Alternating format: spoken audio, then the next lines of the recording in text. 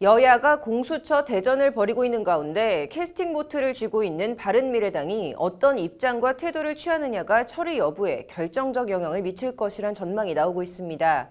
관련해서 바른미래당 권은희 의원이 대표 발의한 공수처 설치 법안이 패스트트랙을 타고 법사위에 넘어와 있는데요. 법률방송 집중기획, 공수처 충돌 쟁점, 그 세 번째 보도. 오늘은 권은희 의원안을 집중적으로 살펴보겠습니다. 장한지 기자입니다. 바른미래당 권은희 의원이 대표 발의한 공수처 법안의 정식 명칭은 고위공직자 부패수사처 설치 및 운영에 관한 법안입니다.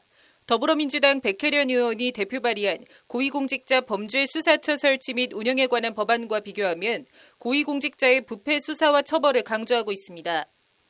법안은 상시적으로 고위공직자의 직무 관련 부정부패를 예방하고 부패 범죄를 근절하기 위한 독립적인 수사기관인 고위공직자 부패수사처를 설치함으로써 공직사회의 부정부패를 척결해 국가의 투명성을 강화하고 신뢰도를 제고하고자 한다고 제안 이유를 밝히고 있습니다. 대통령과 국회의원, 대법원장과 대법관 및 헌법재판소장과 헌법재판관, 장차관급 정무직 공무원, 판검사, 경무관 이상 경찰 공무원 등 수사 대상 고위공직자도 두 의원안이 대동소이합니다. 공수처의 처장과 차장 각 1명과 공수처 검사, 수사관들을 두도록 하고 있는 것도 큰 틀에서 같습니다.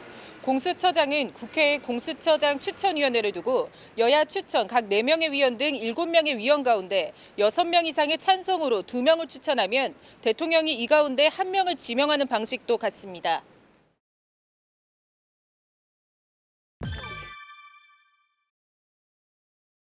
권은희 의원안과 백혜련 의원안이 다른 점은 권은희 의원안은 처장 임명에 국회의 동의를 받도록 했다는 점입니다.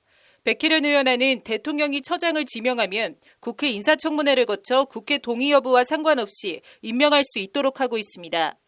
하지만 권은희 의원안은 인사청문회 이후 국회 동의를 받아야 대통령이 임명할 수 있도록 하고 있습니다. 공수처장 지명 이후 인사청문회 과정까지 새로운 논란이나 의혹 등이 제기됐을 경우 민의의 전당인 국회가 공수처장 임명을 실효적으로 통제할 수 있도록 하자는 취지입니다. 미국 같은 경우에도 법무부 산하에 각종 특별 수사청이 있는데 그와 같은 그 수사청의 헤드에 대해서는 임명할 때 의회의 인준을 받도록 하고 있는 그런 입법 정신을 받아가지고 우리나라 이 고위공직자 비리수사처 처장 임명에도 민주적 통제 장치를 더 넣는다고 한다고 하면은 그러한 점은 훨씬 더 인사권을 대통령으로부터 좀 더 독립적으로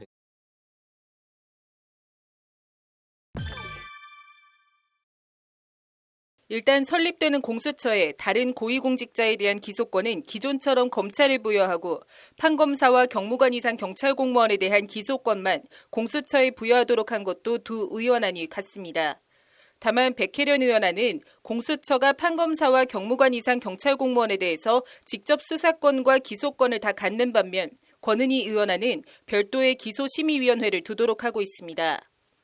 7명 이상 9명 이하 위원으로 구성되는 심의위원회는 공소제기 여부를 심의 의결하는 기구로 법안은 해당 사건의 수사처 검사는 심의위원회의 의결에 따라 공소제기를 결정한다고 되어 있습니다. 수사권과 기소권 분리라는 검찰개혁 방향 관련 공수처가 자의적으로 기소권을 행사하지 못하도록 하는 일종의 완충 견제 장치입니다.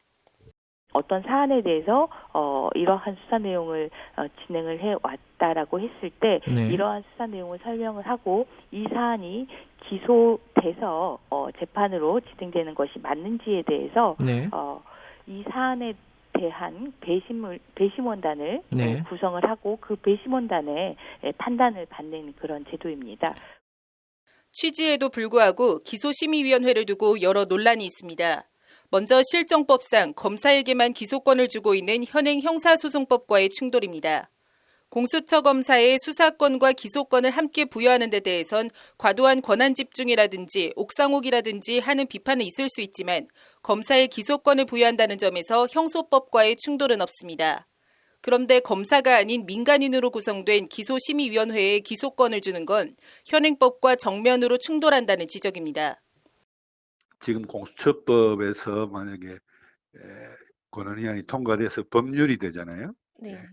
법률이 되면 공수처법이 형사소송법 등의 규정돼 있는 검사의 기소권과 관련해서 검사가 아닌 기소심의위원회가 기소 여부를 결정할 수 있게 그렇게 규정함으로써 형사소송법 규정과 공수처법 규정이 충돌하게 되죠. 판검사 등에 대한 기소만 기소심의위원회 판단을 받도록 하는 것이 형평성에 맞지 않는다는 지적도 나옵니다. 공수처의 다른 고위공무원 수사와 판검사 등에 대한 수사와 기소의 차이를 둬서 분리할 명분이나 이유가 없다는 지적입니다.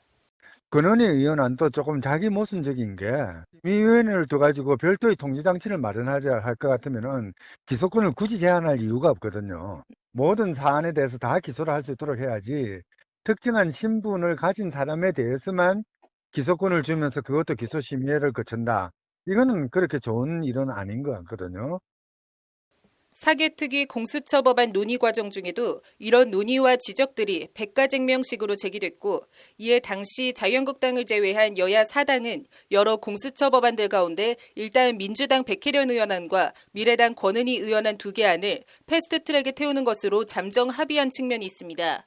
한국당이 공수처 절대 불가 입장을 고수하고 있는 가운데 일단 공수처 설치 법안 관련해서 캐스팅 보트는 제3당인 바른미래당이 쥐고 있는 형국임은 분명해 보입니다. 안으로 갈 것 같아요. 어쨌든 캐스팅 보트를 쥐고 있는 데가 바른미래당이니까 이제 거기 의견에 따르지 않을까 싶은 생각이 드네요. 들기는.